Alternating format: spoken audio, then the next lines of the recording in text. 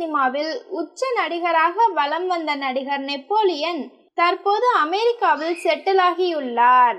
Cinema மட்டுமின்றி பாடகராகவும் தன்னை நிரூபித்த இவர் அரசியலில் திமுக சார்பில் போட்டியிட்டு எம்பி ஆனார். இவரது மூத்த மகன் தனுஷிற்கு சிறு வயதிலேயே சதை சிதைவு நோயினால் பாதிக்கப்பட்டிருந்த நிலையில் அமெரிக்காவிற்கு சிகிச்சைக்கு சென்றார். மகனின் சிகிச்சைக்காக அமெரிக்கா சென்ற நெப்போலியன் அங்கேயே சாப்ட்வேர் நிறுவனத்தை நடத்தி செட்டில் ஆகியுள்ளார்.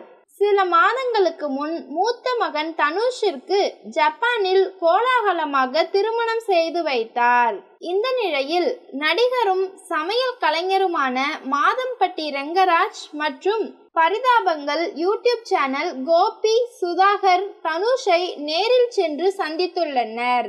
ஆனால் குறித்த காட்சியில் நெப்போலியன் மருமகள் இல்லாமல் உள்ளதுடன் தனுஷும் எலும்பும் தோலுமாக காணப்படுகிறார்.